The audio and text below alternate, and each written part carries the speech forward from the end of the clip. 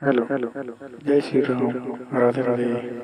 आइए सुनते हैं अमदा प्रसाद जी की कथा। प्रेम से बोल दुर्गा मैया की। तो सुंदर अयोध्यापुरी में राजा राम राज करत है और राम राज करत यहाँ कोई प्रकार के कलेश नहीं हुए। राम राज के वर्णन होते इतिहास पुराण में और कतो राजा हुए लेकिन एको झर राजा का नाम आते इधे राज करी बने करीस कही के कैसे कौन जुआ खेल के मार गए है नहीं का कौन लड़ाई मार गए लेकिन राम राज के ही वर्णन होते। राम राज प्रेम से बोल दुर्गा मैया की जय। राजा राम हाँ राज करत है और भगवान राज करी थी कोई चीज के दुख हो ही कोई चीज के दुख नहीं है लेकिन एक जन ला दुख होगेगा। प्रेम से बोल दुर्गा मैया की जय। भगवान के राज में झलो एक दू जन दो कहरी रावण मलत मारदारी लेकिन अयोध्या में जब भगवान के तीर में रथे है नी वहु महल्ला हाँ ये अहंकार नहीं छोड़े है नी पाप नहीं छोड़े। प्रेम से बोल दुर्गा मैया की जय। या तरी अंधियार कथे नी ता अयोध्या में रही के झलो के एक जन धोबिक मन में अतक पाप भर गए है नी त नारी दूसरा घर बैठेल के रही तनकी नौकर हाँ प्रति भाव बदल गए। ये स्त्री और पुरुष के रिश्ता का है विश्वास के। प्रेम से बोल दुर्गा मैया की जय। 7 जन्म के कसम खाया भावर परे है और वो नारी विश्वास करके पूरा परिवार ला छोड़ के तोर घर में आ गई कैसे तोरो धर्म बंद थे का ओकर ऊपर विश्वास करना त गाना भल लगा था हमन 7 जन्म तोरे के जन्म में कीड़ा परत और 7 जन्म सफल हुई किसे आजकल शादी सरल समझ गए आदमी हाँ मन पसंद हो गए टूरी टूरा कोर्ट मैरिज हो गए 2 दिन बीते पड़ दी तहन भाग के आगे जीवन बिगड़ गई नहीं। ये सब बात है भाई तो शादी ऐसा नहीं हो। चरित्र देखो दुनिया में पेपर में देख ले न्यूज में देख ले टीवी में देख ले मोबाइल में देख ले 2 दिन जीवन हनी बीता थे अरे माता और पिता का आशीर्वाद अपन बड़े का आशीर्वाद बिना जीवन बस हूँ कभी तो सुंदर हो सकते सोचो न भाई आजकल सबले बड़े समस्या ही है हमन बेटी पढ़ा लिखा तैयार करत है बेटा पढ़ा लिखा तैयार करत है कैसे हाँ वो सब मिट्टी बना के वो 2 दिन के मुंह फंस गए बने बने होई पैसा के हाथ ले बने चल ही और तंगाई होई तहन पढ़ाप पर शुरू हो जाई नी छोकरी मई के चल दी जीवन बिगड़ गया। प्रेम से बोल दुर्गा मैया की जय। तो ये बात है जीवन बनाना है तो एक दूसरे में विश्वास होना जैसे सीता जी ऊपर राम के विश्वास रही से और राम ऊपर सीता के विश्वास रही। प्रेम से बोल दुर्गा मैया की जय। हाँ लेकिन वो धोबी विश्वास नहीं करेगा हाँ पड़ोसी घर बैठे जल्दी और रात के जैसे वापस हो नहीं तब कहे लग गए मोटे रोटी में पाँव मत रख में कहीं पाप नहीं करे हमारा।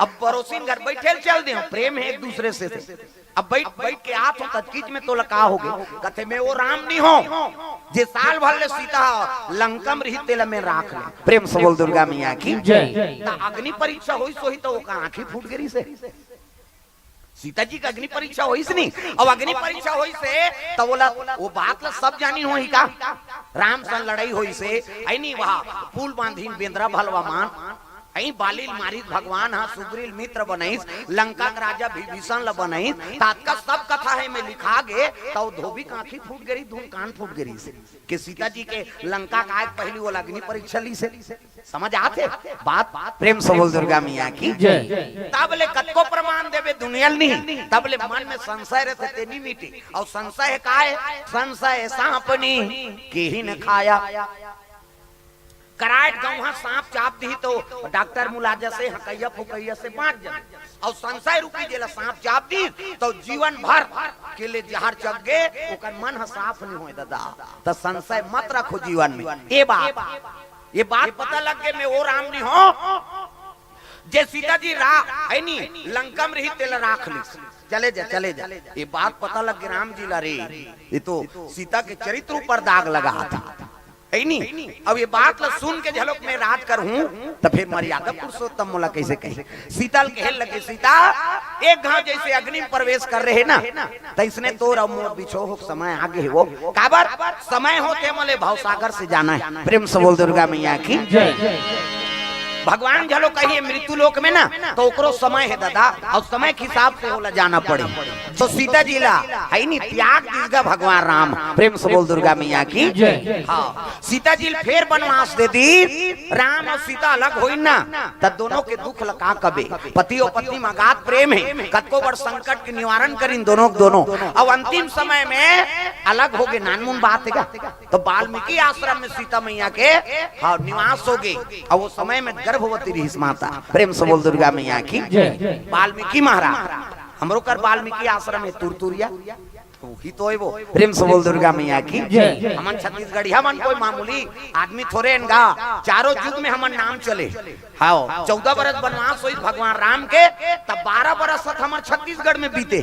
कैसे हाँ सीता जी फिर वनवास हुई ना तब वही आश्रम में सीता जी रहेगी। काबर यहाँ जाना थे यहाँ का काम मिलते थे से और दूसरा दहर जाबे नहीं जंगल में तो चीज प्राप्त नहीं हो तत्का हमारे जंगल में प्राप्त हुई छत्तीसगढ़। प्रेम से बोल दुर्गा मैया की ये धरती बड़ा पुण्यात्मा है। हाँ एक से थी चारों युग में छत्तीसगढ़ के धरती से ही हाँ दिव्य आत्मा मन के जन्म होते। प्रेम से बोल दुर्गा मैया की यहाँ जन्मे गौतम गांधी राम कृष्ण बलराम है। मेरे देश के माटी तुम्हें बारंबार प्रणाम है। ये धरती धन्यवाद है और विशेष धन्यवाद आप मल्ला माता मल्ला जे कौशल्या सन माता जन्म धरा थे जेकर नी कोख से राम के उत्पत्ति होते। नानमुन बात है वो कौशल्या कहाँ के हमार छत्तीसगढ़ की बेटी है जे भगवान ला पैदा करे चाहती थी और दूसरा दहार के दईमा लनी बल आधार थी। छत्तीसगढ़ के महतारी में पावर है जे राम ला पैदा कर सकते। कैसे एकरे से पहली भोग हमार छत्तीसगढ़ के लगे। अभी राम लला की स्थापना हुई तब छत्तीसगढ़ के चौं लखा है मामा घर के छत्तीसगढ़िया मन मामा राम के है नी हाँ तू मनमोसी हो। प्रेम से बोल कौशल्या तुम्हार बहनी होई तनी वो हाँ हमान मान के दीदी तो हमान होकर ममान बने मना भाई नालिम पर के बोझा है ते राम के मामा नहीं हो। राम के मामा बने के लिए काम करबे तब मामा बनबे। प्रेम से बोल दुर्गा मैया की तुम धन्यवाद है हमर ए है नी छत्तीसगढ़ ला जे छत्तीसगढ़ के महतारी के कोख से राम की उत्पत्ति हो।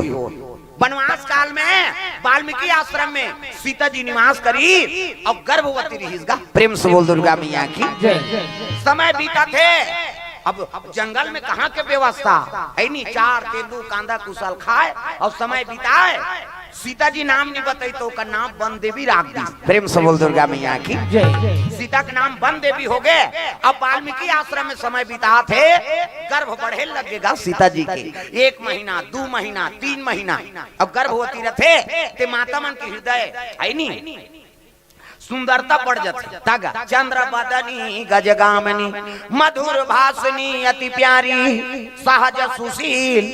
ऐसे सीता महाराज किसे अति सुंदरी गर्भवती रहते ते मान हाँ अब गर्भवती रहा पहली माता मान है नी अब बड़ दुखा एक थारी निकाले खाए बरो कर सका ज्यादा झन बो जाता लड़का लदा जाही तोर का जही का पहली सास माने भाई पहली बहू मान हाँ नी खाए धक धक धक धक हो जाए कैसे दिखता बहनी धक धक धक धक लागते तैको कावरा नहीं खाते रे कथे पसियल पीछो दीदी पहली बटकी पसियल पसाए कुनकुना पसियम नू लडार दे और पिए त तोर साहतुल पिया था वो केवरी लइका थोड़े सही पेट भीतरी में है प्लाज्मा झिल्ली में बिल्कुल पैकिंग। अभी पेपर चला थे 20 नंबर फ्री मोरदा जंतु कोशिका पादप कोशिका मोस्ट एमपी प्रश्न है फाइनल के हाथ ले काम ही। प्रेम से बोल दुर्गा मैया की तागा बिल्कुल लइका पैकिंग रखे माता गर्भ हाथ गोल लमाक जगह नहीं रहा और वहाँ पसियल पीतेगा और पसियल पीते तब जर ही नहीं लइका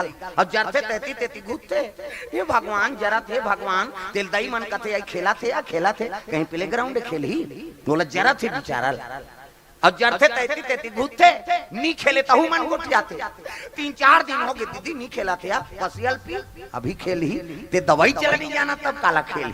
प्रेम से बोल दुर्गा मैया की अब आजकल के बहु मनुष्य ने नहीं सहे दादा एको जन बहुल कही देन ते ज्यादा मत खा कही वो थारी शुद्ध फेंक दी हमन मरे बरा है तुम्हार घर कही आधा रात के ओकर पति यही तेला कही केरा नानबे तोर दही से ती मारा था ना हम दही खाएल दिन पियल दे कही और दूधी दर्जन केरा नान ही नहीं त घर भर के फोकलल नहीं जानते अब दूधी दर्जन के राल कही तो लड़का बने रही हो साल भर में छठी होते कई जगह मन जाता ये दे बाबा एकरे छठी अब मुड़ील बने धरबे जमे नहीं त कतका दिन हो गए वो साल भर केरल काबर खाए होबे दुख ही लड़का गेद गेदा होगा तो संतुलन भोजन प्रेम से बोल दुर्गा मैया की ये बात है सीता मैया गर्भ बढ़े लग गए ऐनी समय बीता थे 7 महीना 8 महीना 9 महीना 10 महीना अब 10 महीना हुई से तब तो सुंदर पुत्र पदार्पण आके कहा वही आश्रम में दादा एक